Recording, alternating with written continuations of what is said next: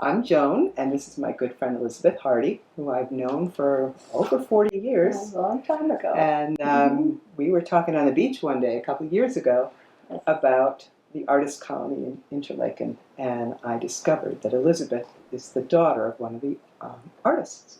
So we thought we'd get together and talk about that. Mm-hmm.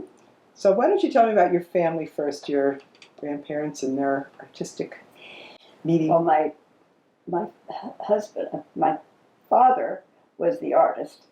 He married the daughter of an artist. So I guess it all runs in the family that we have artists in the family, formal and informal. Mm-hmm. So my father started painting. Actually, he started drawing a lot when he was in grammar school, high school.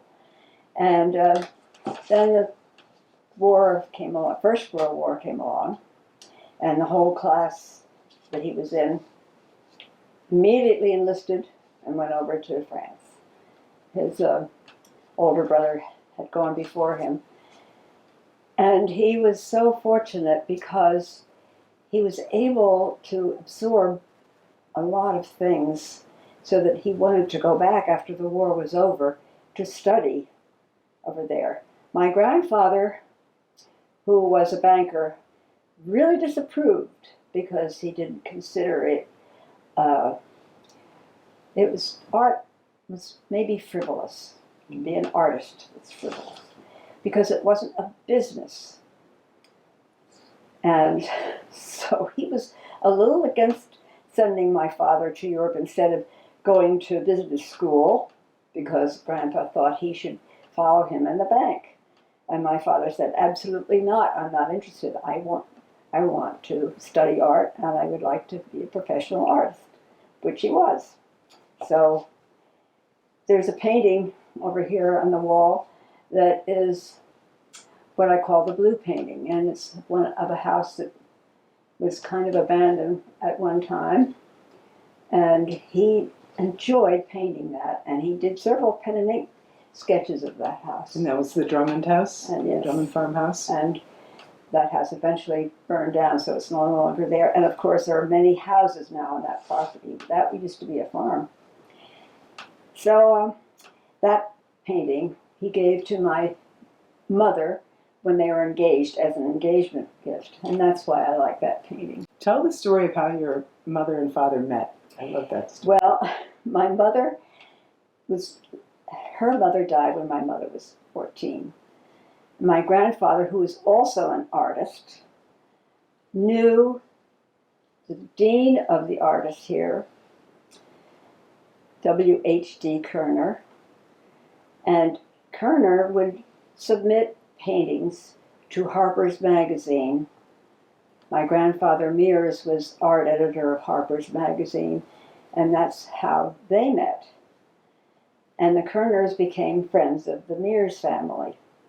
And they invited my mother and her younger brother and my grandfather to come and visit in Interlaken.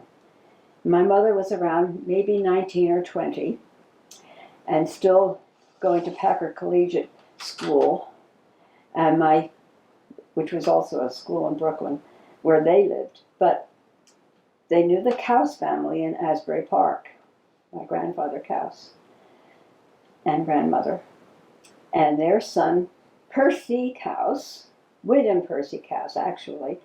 They always called him Percy because my grandmother loved that name, and he never was able to get anybody to call him Bill because the minute they heard Percy, that was it. But the Kerners thought it would be nice if Percy would come over and with a friend, because it was a young person's dance going to be held in Asbury Park. And it would be nice if Elizabeth could be invited to go to the dance. So Percy and a friend came over, and Percy at that time had his own date, but he brought along a friend for my mother. Well, that was it. The thunderbolt. My mother and father met, and that was it. So much going back and forth between Interlaken and Brooklyn, where my mother then lived. And First, he wanted to be engaged. So he asked for my mother's hand. And my grandfather Mears said, she has to finish Packers first.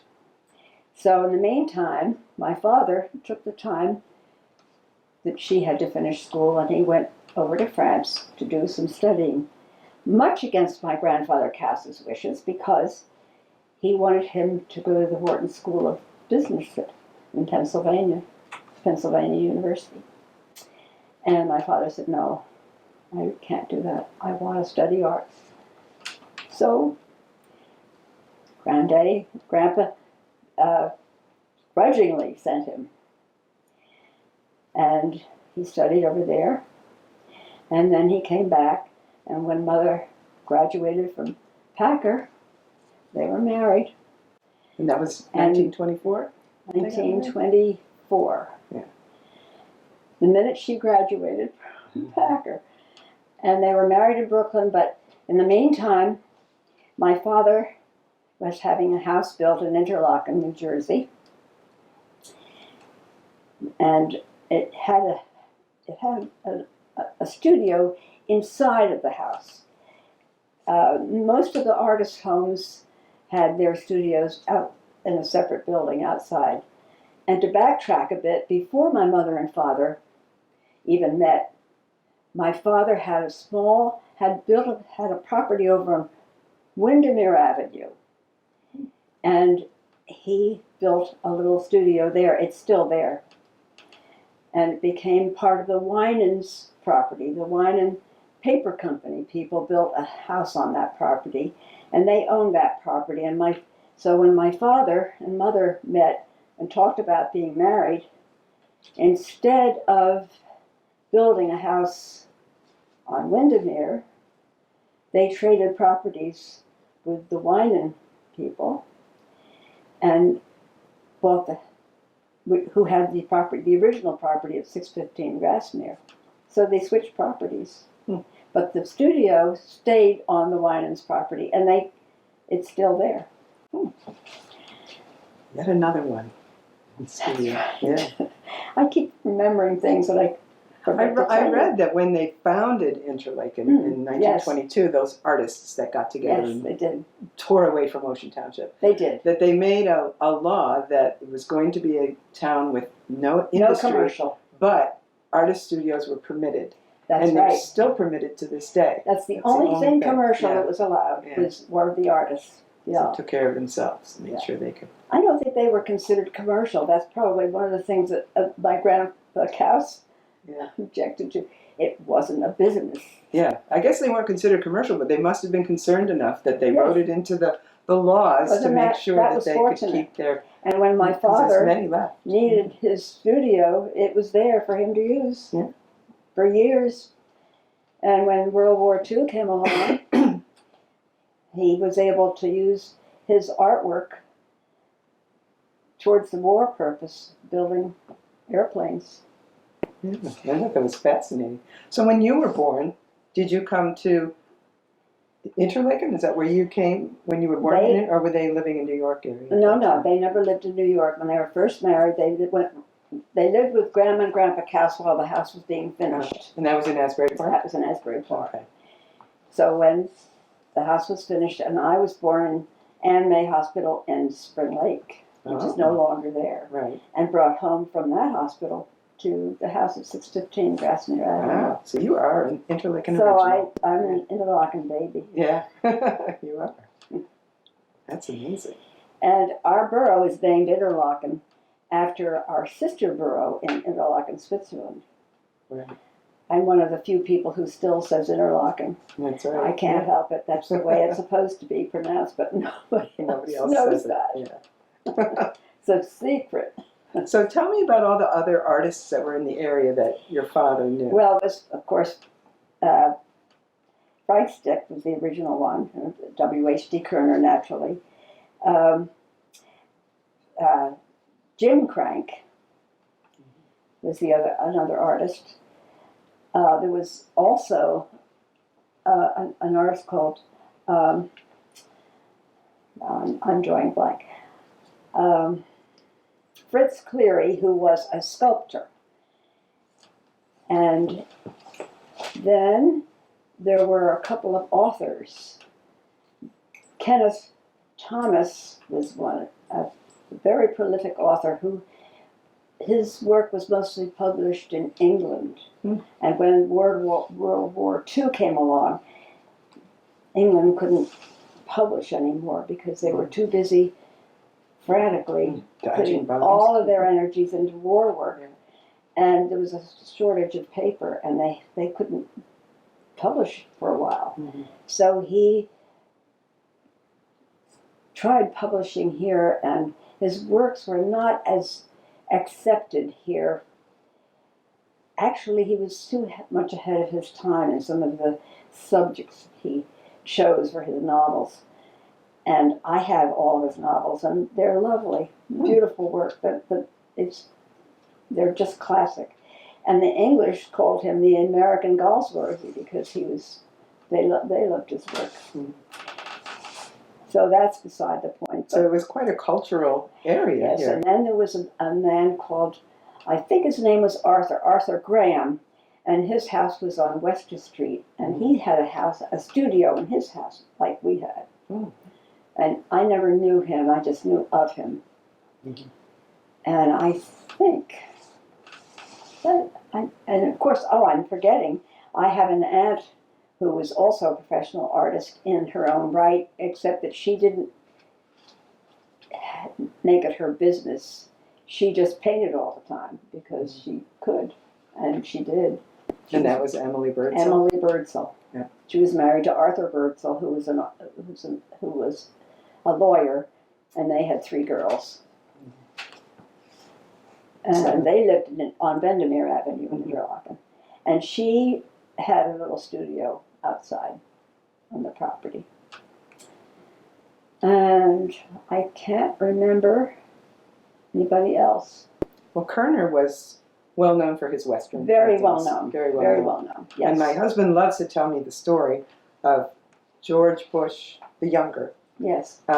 When he was in the White House, he had a Kerner painting hanging there, and he would take everyone to see, because he was very Really? proud of his Texas Really? heritage. Really? Yeah, so he always had a Kerner painting in the Wasn't White that House. nice? So many years I after didn't his know death, that. Kerner made it to the White House. How about that? Yeah. That is wonderful. So that interlaking Yeah. connection Yeah. goes all the it way out goes, to it the goes. White House and out west, where Yes. his studio has been, as you were telling me. Duplicate studio. And his Yeah. studio still exists on Grassmere Yes, it Avenue, does, right? and that's been preserved.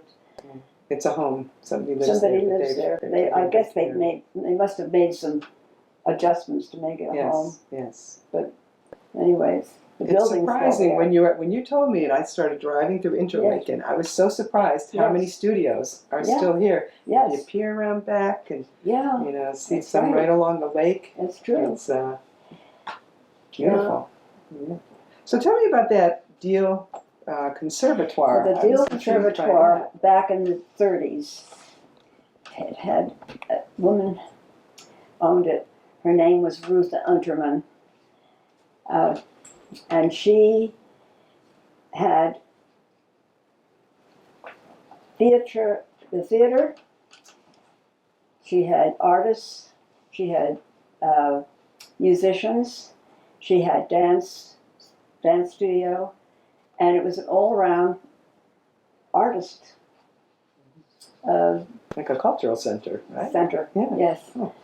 And I took dancing lessons there. Did you? My father was the artist that she had there, and the musician Morris Brenner's painting was done from that studio, from that place. So it was a very busy going institution all through the 30s and into the 40s a little bit, but then she died and the place just fell apart. Mhm. But there's a very interesting story about the dancing teacher. She was, I can't remember her first name, but her last name was de Koven. And for some reason, she went over to Paris. This was somewhere in the mid-30s. And she met a very bad person who killed her. Mm. And he was the last person to be executed by public guillotine in Paris. After that, Was she your dance teacher? Or? she was my dance teacher. Oh my gosh. And this man was terrible. She made friends with this bad person, Oh, that's who sad. murdered her, Yeah. and because of that, he was executed. Last one in Paris. to be Wow. guillotined. Another interesting What connection. a terrible connection. Yeah. So at this Deal Conservatoire is where your father met Morris Yes, Brenner yes. and painted him. He was a violinist, right? He was a violinist. Uh-huh. And the Monmouth Players had their plays there. Mm-hmm. And they had started out in Spring Lake at the Spring Lake. Spring Lake has a beautiful house where it's their borough hall, includes all the things that I think it's called the Spring Lake Community House. Mm-hmm. And they had a theater there. And Mary Thomas, who was the wife of Kenneth Thomas, the author, Right. Yeah. and she and a fellow theater director directed many plays, and they were quite professional about it. Mhm. They had tickets and they had flyers, Programs? Yeah. and they really put on very good shows. Mhm. And they moved up to the Deal Conservatoire, so they were the theater there. And there was a theater in that building. It was a beautiful old building that was able to house all of these different departments. Mhm. And I remember taking drama lessons there. There was a drama teacher. And they also had dancing classes for ballroom dancing. Oh. And this was somewhere near St. Mary's, did you say? Yes, it was in Deal. There's a place in Deal where the conservatoire was taken down, and there are houses now on that property. It's just past, maybe it's before you could get to St. Mary's Church in Deal, which is on Richmond Avenue, somewhere in that area. I can't remember the street that it was on exactly. Now, when your father met Morris Brenner, the violinist, Yes. he at some point decided to paint him. I don't know why he painted him. I have no memory of that, Uh-huh. of why. I just remember Morris coming over to the studio in our house Mhm. and sitting for the portrait. And tell us what happened to that painting. I love that story as well, with the World's Fair. Well, it was during the World's Fair in 1939. Paintings from each state were submitted, one painting from each state. And the painting of Morris Brenner by my father was submitted and chosen to be the painting from New Jersey to be exhibited at the World's Fair in 1939.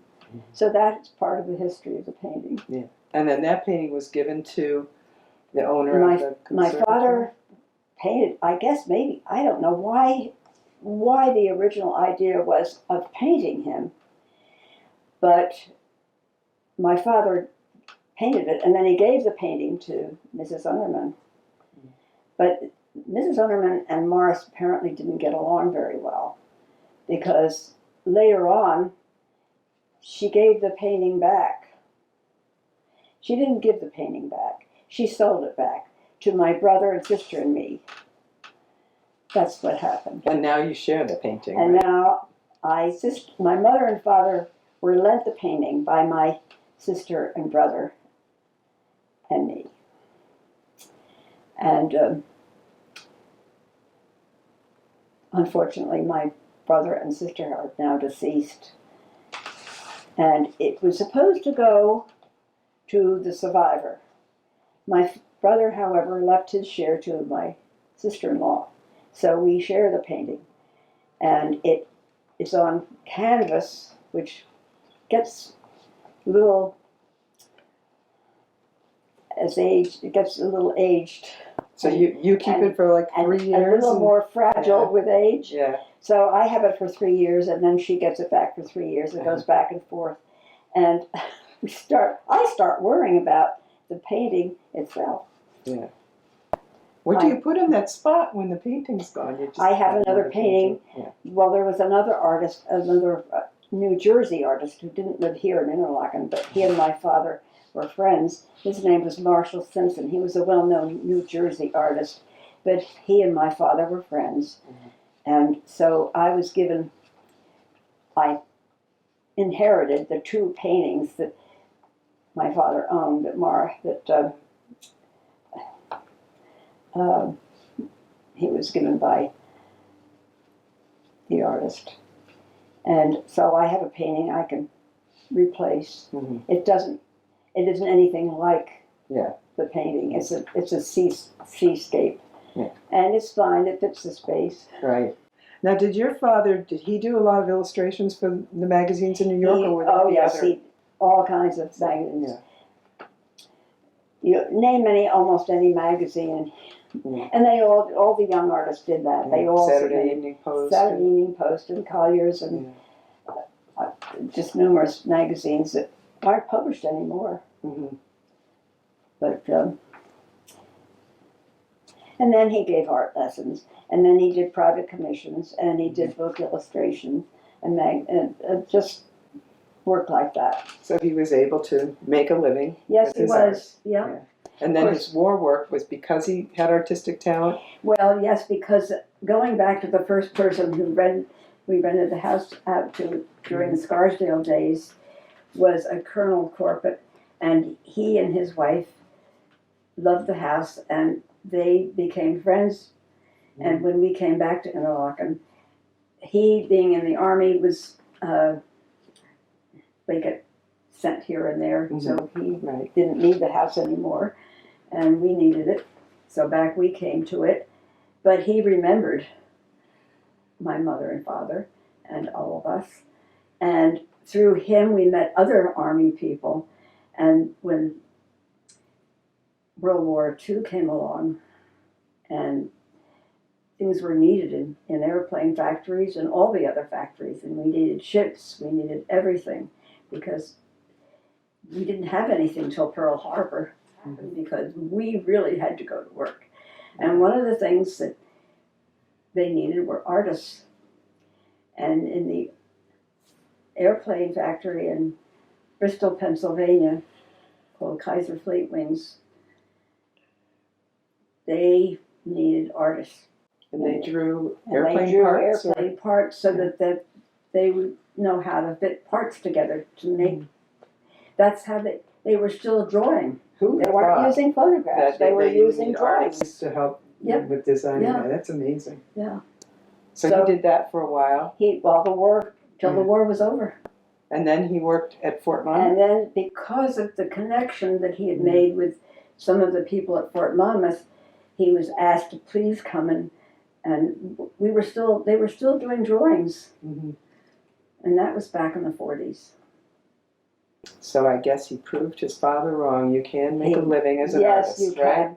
But Grandpa had a horse out in Colts Neck.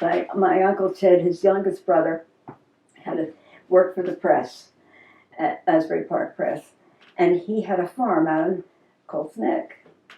And Grandpa had 2 horses. Well, horses have to be exercised. Mhm. So Ted would get up and he'd exercise one horse. And before the bank opened, Grandpa would go out to Colts Neck and ride the other one. And one time he decided he would ride that horse out to our house, over to our house, and check on my father and see what he was doing. And my father was still sleeping because he'd been up till 3 o'clock doing some illustration. You know, sometimes you had to work when you could, when the inspiration. I think one time he was doing some pen and ink illustration for James Fenimore Cooper's novel, The Spy, which was a revolutionary war story. And so he was working on it, and I remember when he was doing these, and sometimes he just worked until 3 o'clock in the morning. Sometimes he'd get going and wouldn't stop. Yeah. So Grandpa, and so of course he slept a little in the morning. Grandpa chose that time. Percy, are you up? My mother said, no, he's sleeping. He was working last night. And that, he didn't like that. He wasn't working regular hours, and he wasn't in business. And this was a terrible thing. I guess that's sort of a perennial problem with musicians and artists and creative people to prove or convince others that Yes, maybe there's a absolutely. purpose for that in the meaning. He never quite, but Grandma always was on my father's side about everything. She thought that it was important for him to do what he, and of course, then that painting over the fireplace in this house was commissioned by my grandfather to give to my grandmother as a gift. Oh, really? Yes. Oh. So at least he kind of, There you go. he did give in. Yeah. So she then commissioned the portrait of herself to give to Grandpa as a gift. Oh, I like that. That's the one we saw in your bedroom? That's a little Yeah. portrait of yeah. her. Very nice. So he really did all kinds of things. Yeah. Oh, that's wonderful. So, do you know how many of the artists' studios are still in Interlaken? They're all the ones that were there are still existing. They all Yes, of them. the only except one for- that's not is gone. Ours is gone. Yeah, your house. And I've forgotten the name of the Interlaken historian who was who when my mother was still living. Mm-hmm. They lived down the street from us on Grassmere. She lived down the street from us on Grassmere. I can't remember her name. She was so upset when the house came down. She came over and said, she said, I just feel so bad about the history that has been erased. Yeah. Well, fortunately, your daughter Carol is also an artist, and she sketched that house right before. She did. it Thank came goodness down, she did that. Which Yes, is wonderful. That really is nice that she did. Yeah. And I have never seen the house on Grassmere because I don't want to see it. So do you just like drive by with your eyes straight? No, I don't. Blinders I on? don't have to go by that. You don't have to go that way. I Okay. can go any other way. There are other streets. I like that, your little protest. That's my protest. Well, maybe someday Interlaken will get one of those historic laws that they have to help preserve, because it's quite an interesting history. There is a little book that talks about around Deer Lake, Mm-hmm. and Interlaken is part of it. And there is a picture of the house in it, a photograph of the house. Of your house? Yes. Yeah. Oh, wonderful. Yeah. I'm glad there's pictures. So of there's to, something to remember. We have some pictures here and there. I guess I could. And in pick the them up. Interlaken Library, they actually have a series of pictures of the inside of the house. I think were taken before it was Is knocked that right? down, apparently. Yep, and there's a whole Oh, that's guide to good. what room is which.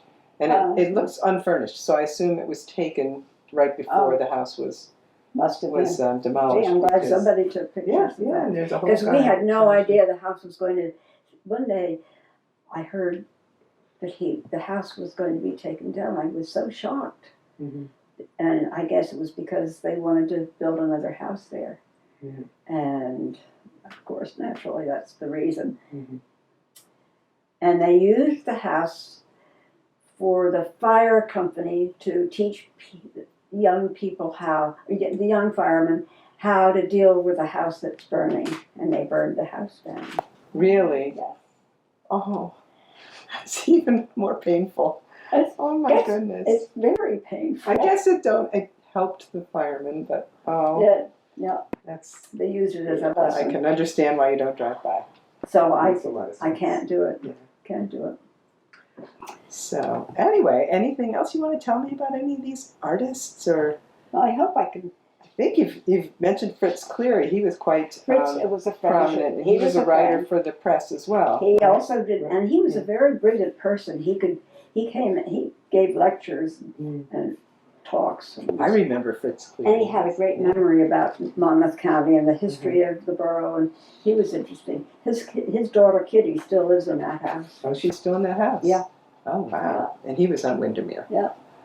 Now, the first mayor It was Faust. was Frank Stick, and he, I understand, met his wife. She was an artist model Yes. when they met when he Yes. was in Delaware or somewhere, I think. Yes. Well, you know more about that than I do. Well, I read a little bit about it, but we have a Kerner painting in our house That's with nice. his wife. Frank Stick's wife is the It's model. a lovely painting, isn't Yeah, it? it is. And Yeah. I've done a little research and seen her in Yeah. quite a few Yeah. of the paintings that not just Kerner, but Stick Mhm. had in his own paintings, right. and other Yeah. artists in the area.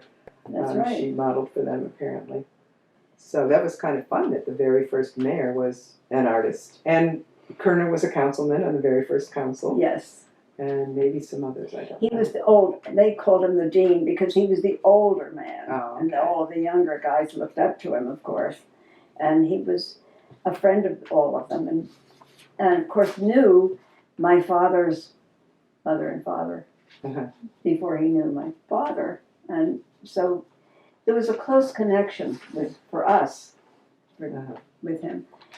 And then, of course, Jim Crank and the Sticks were good friends of my parents. They moved away. And Jim Crank lived around the corner, around Another the bend. illustrator. He was an illustrator. And of course, his first wife, and he had a little girl who had appendicitis, and the appendix burst and she died. Oh. And I guess sometimes when tragedy happens, couples either grow close or it falls apart, Mhm. and the marriage fell apart. And that's when after that he married Anne Rockefeller. Rockefeller. He was And- my Sandy's stepmother's That's right. aunt. That's So right. we had a little- She was also a gifted pianist. Mhm. And so she was Another another. artist. I another read too that this is before your time, I believe, but there was a woman from France who was Toulouse-Lautrec's muse, Oh, who is that came right? to Interlaken Oh, and taught dance. She was from the Moulin Rouge, and she had a little French Oh, dance really? class on Windermere Avenue. She performed Oh, at somebody's house, and Oh, people my. came. I read from Wisconsin that wanted to learn how to Yeah. dance like her.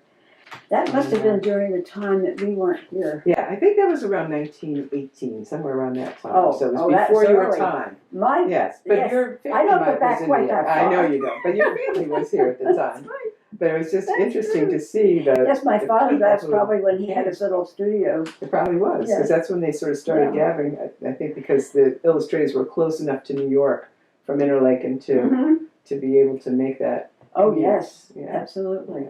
It's amazing how when I was born, there were the streets that weren't even. They were on paper. Oh They yeah, weren't you even told cut- me. they 'Cause your weren't house even was cut the through. last house, right? At the 600 block, and we were 615. We were the last house on that block. And so from there to Wickapeco was just All was it dirt, all dirt. and the street ended at the end of our property. Mhm. And then after that, then Tustings, he was the piano Yeah, Tusting piano in company. Asbury. Yeah. They built the property. They bought the property next to us and built their house. Ah. So after that, they did finish the street. But when I was a little girl, I can remember riding my tricycle up to the corner. Uh-huh. Yeah. And there were people across the street. They weren't artists, but Otto Rome built that great big house across the street. And there was a tennis court in that big area that's now just grass. Yeah. I read in your mother's memoirs that there was a big pothole in the front of your house. And when a car hit the pothole, everybody would run out because they knew they were coming to their house That's because it was right. the last house. They're So coming they to said, see us. "Oh, we have company." We heard the bang of the pothole. I thought that was a funny little story. Well, her memories, of course, go back better than mine. And her memory was sharp. Yeah. And she had the faculty of being able to remember things in detail. Yeah. She'd tell us stories about her own childhood.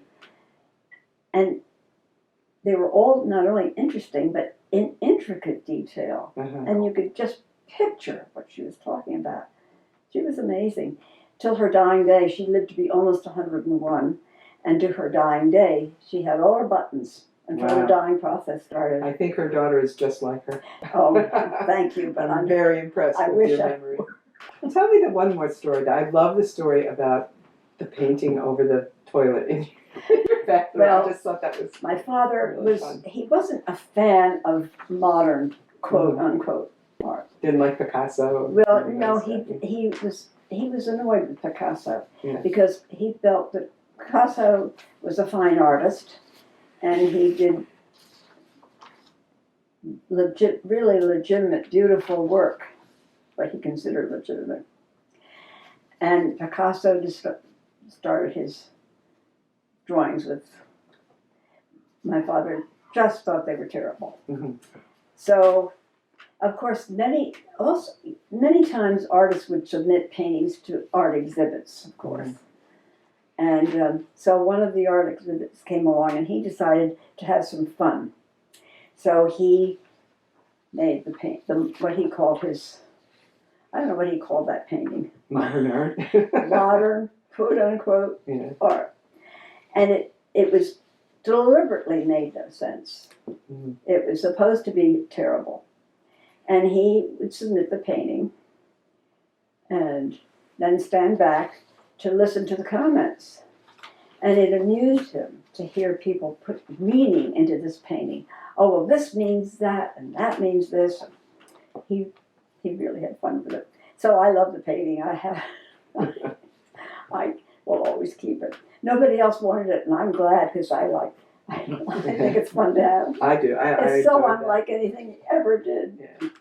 And this Kerner that you have here is very unusual for a Kerner painting. It doesn't look like anything a painting Certainly is he not would ever Western. do, but that was just an illustration.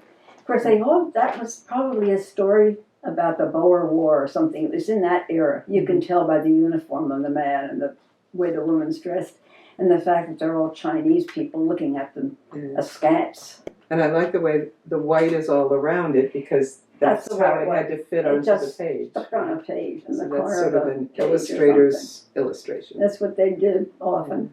Mhm. That's very interesting. I had not seen anything like that.